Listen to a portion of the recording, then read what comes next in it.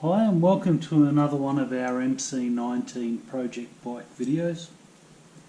You might recall in our last video we did the forks, as you can see, back on the bike, new seals, fresh oil.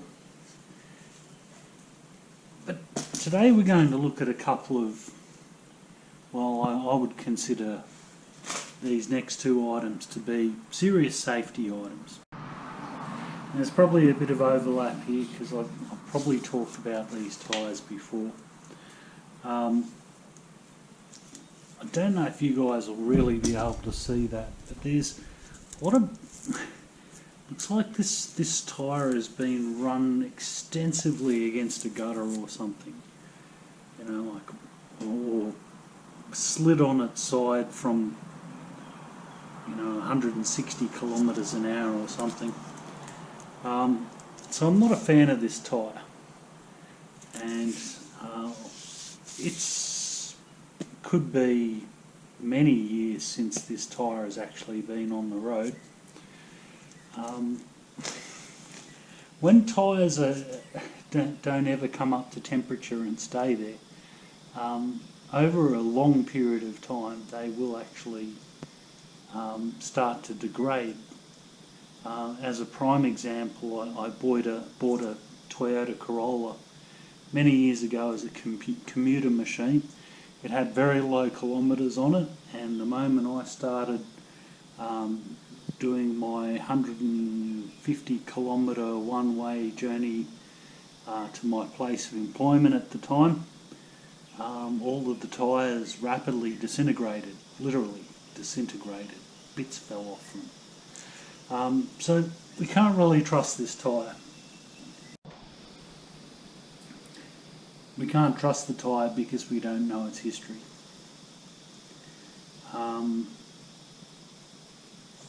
The other thing we should visually inspect is this brake disc. Now this is actually, I'm guessing this is the original disc, and this is in very acceptable condition.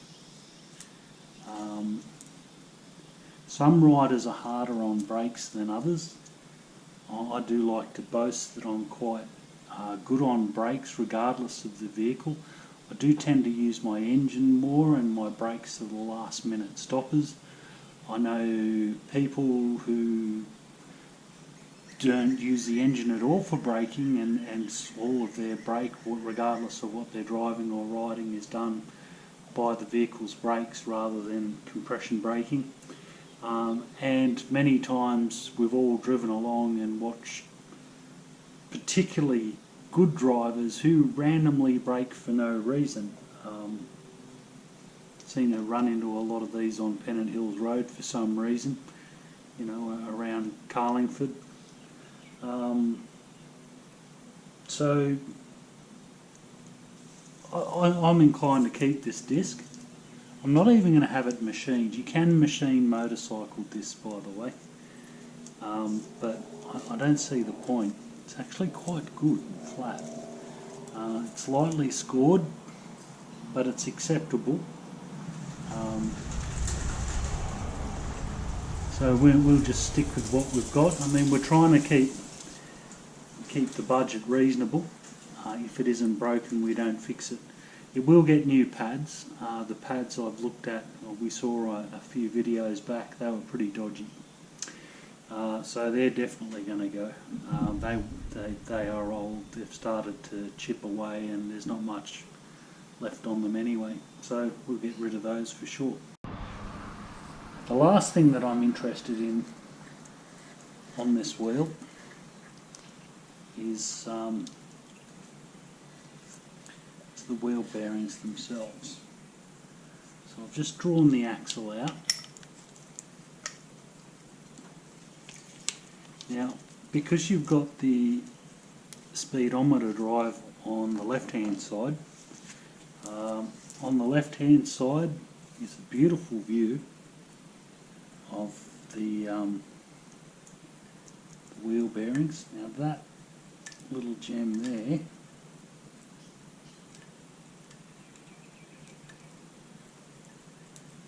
is actually what drives the speedo. So there's our bearing there, and how we actually check our bearing, you can see the inside of the bearing, and in there, sort of hidden, is the balls of the bearing, and then you've got the outer race there.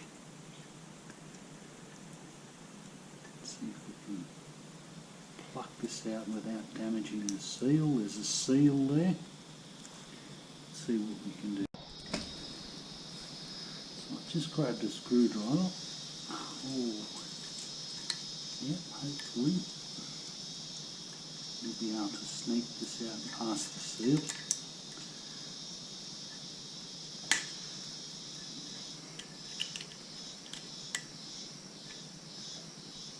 Nice.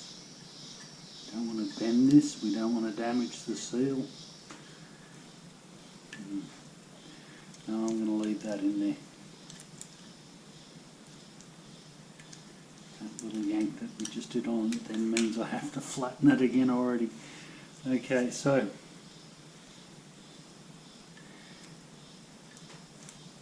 you can see the inside of this bearing.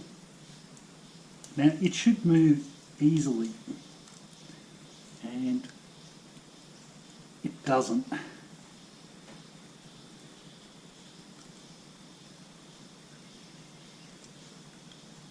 In fact, when I started to turn it then, I could actually feel a clunk.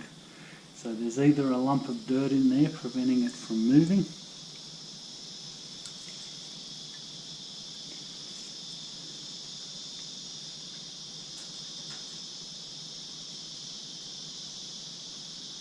or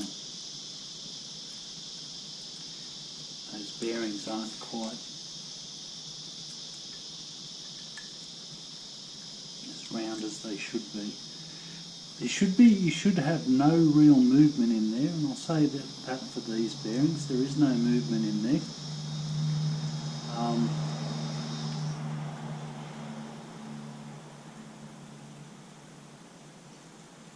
As I rotate them, they seem to improve. But they should turn easier than they do. Used to be just generally very stiff. They could just simply be quite old bearings. So I'm just going to tentatively try pulling this oil seal. This is a dust seal, so I'm not an oil seal. I don't want to damage these because I want to measure them and replace them. But I have decided I'm going to replace both of these bearings.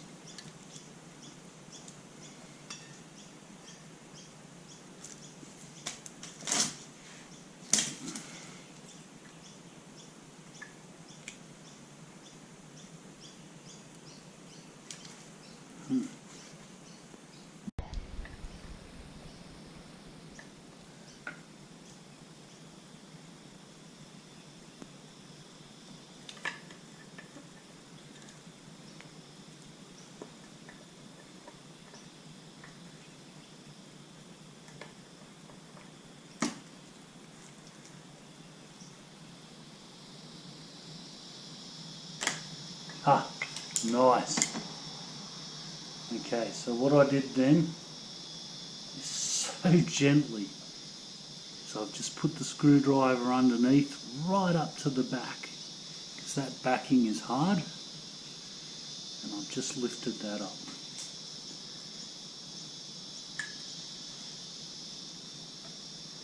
And this is our speedometer goodie. I might just emphasise what I did by trying to pull it past the seal. That was really bad, and it's actually bent it. See how that's bent? And that's not irredeemable. You just need to bend it back, nice and gently.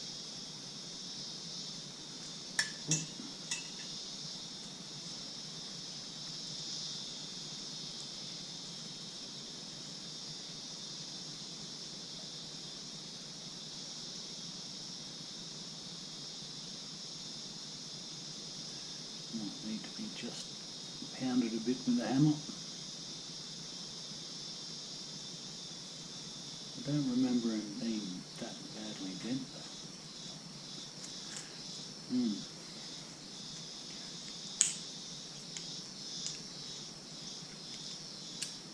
Okay, so in the meantime,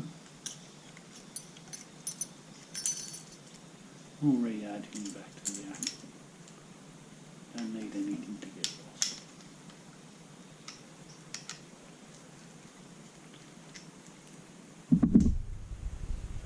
A step further, we'll put that seal on there as well.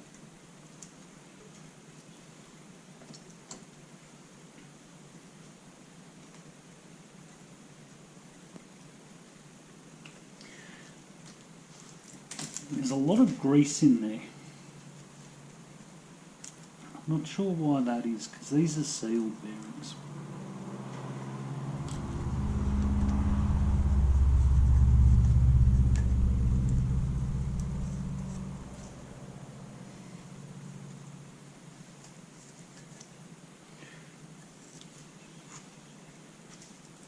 Okay, let's see if we can use the same methodology on these. No.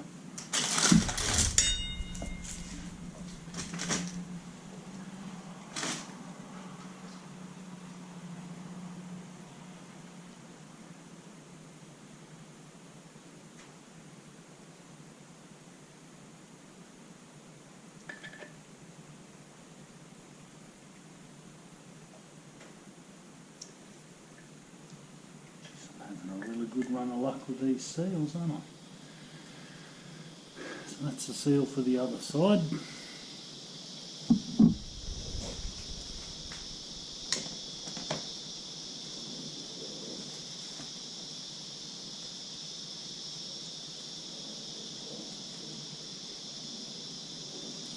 I mean, packing grease inside, that does nothing. I can respect that you would want to lubricate the speedometer drive a little bit, but that's about it.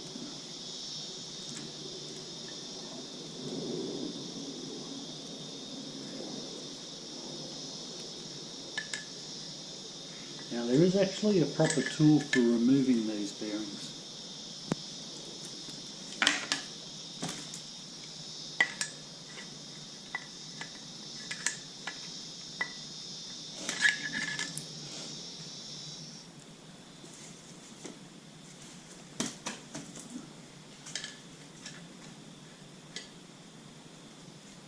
However, we're going to stick with what we can find in your average workshop. So what we're going to try first of all, if you put the screwdriver, good one with a big blade, inside you will actually feel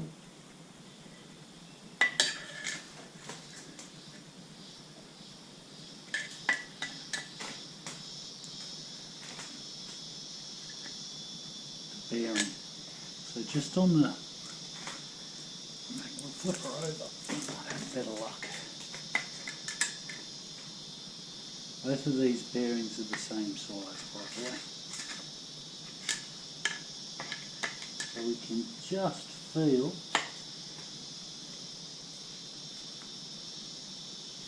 the edge of the bearing. Between those bearings is actually a spacer.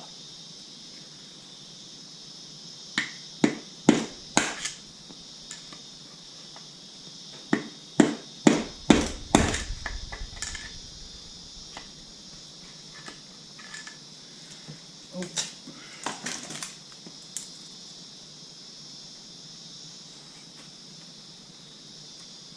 Interesting.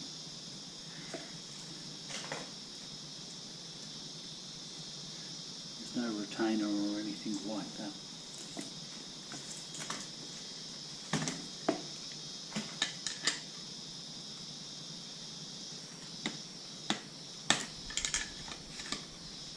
Somebody's actually pulled these bearings out, I suspect, and attempted to lubricate them. Folks, if your bearings are gone, they're gone. There's nothing you can do to change that.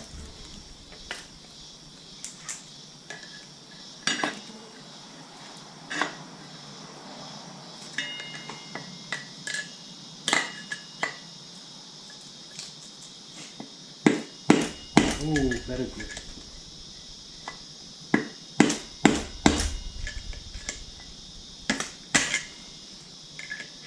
Once you get one bearing to move, the other one will be easier. And this one did move.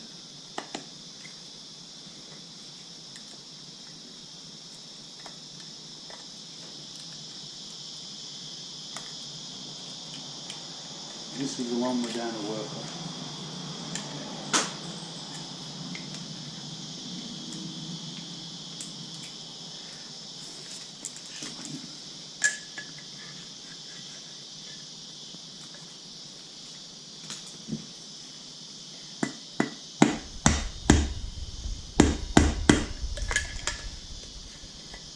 Well, we're definitely going to be replacing them now.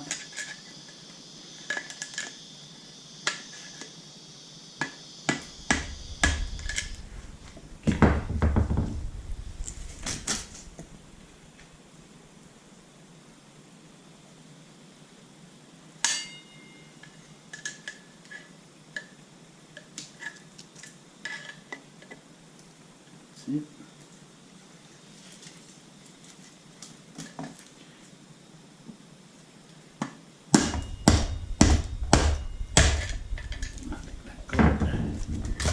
There we go.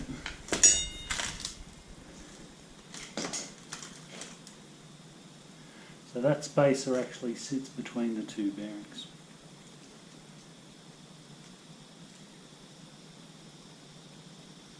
Yeah.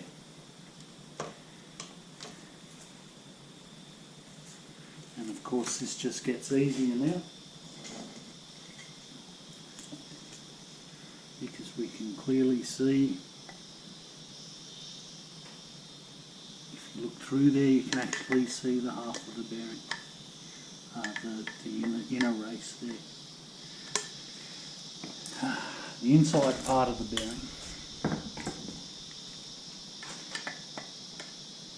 is just going to pop out without a great deal of work.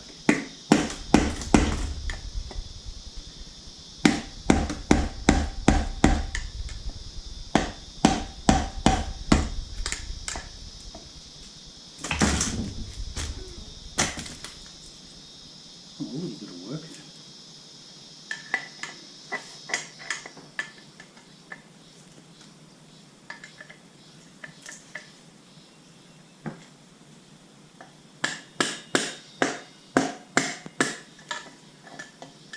The bearings will come out easiest if you move the screwdriver around and try and promote it coming out evenly.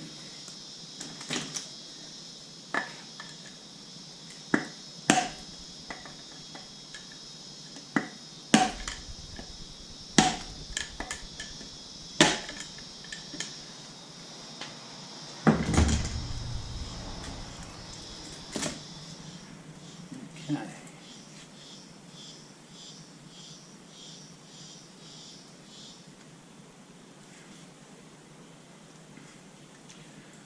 So that's actually where the bearings sit. See that shoulder there? And there's one on this side as well. These bearings should be identical from what I've gathered. And they are. Now when it comes to replacing your wheel bearings, try and avoid cheap brands. Go for well-known brands. Timken bearings from England, well-renowned. SKF from Japan. Most Japanese bearings are excellent. A German branded bearing as well, also a good bearing again. The Germans are fantastic engineers. So in the meantime, what we're going to do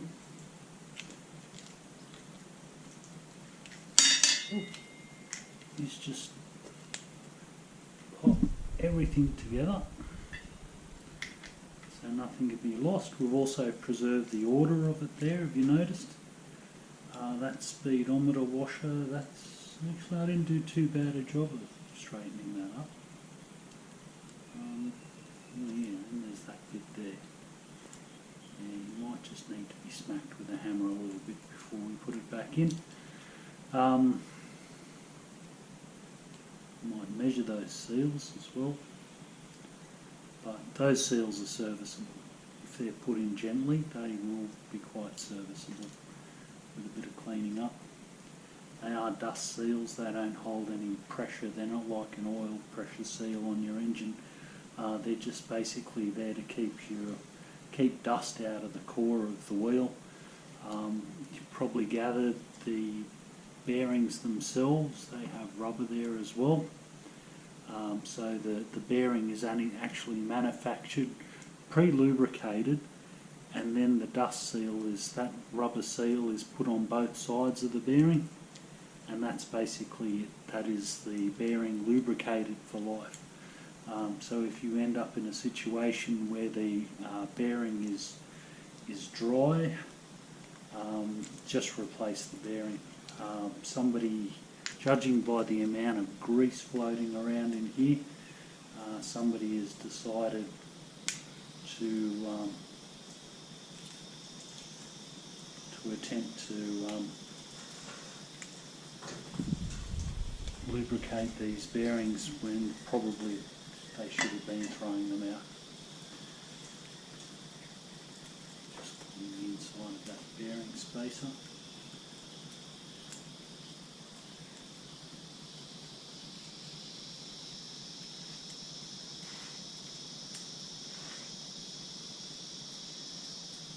Considering this should actually go through, that's better. That is a very neat sort of a fit. But this is pretty much how the whole thing goes together, really. Let's get it in order.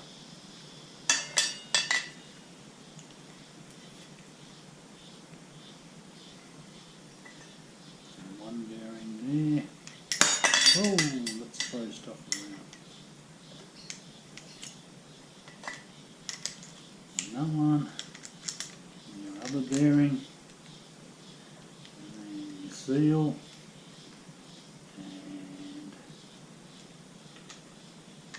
So for those who tear it off and then throw it across the floor and forget, we've actually got an assembly order there. So that's the way it goes. So that is the speedometer drive on that side. Here's your oil seal. The oil seal actually should be on there. You want to change that? Yeah, may as well.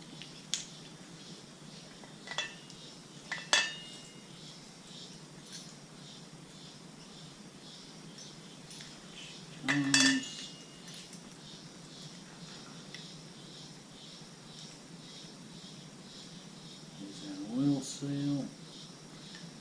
Now speedometer doohickey.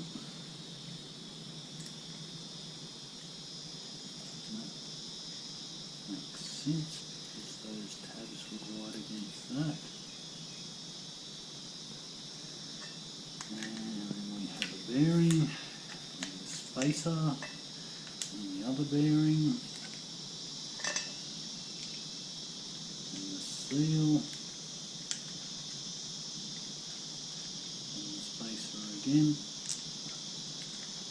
and our wheel nut.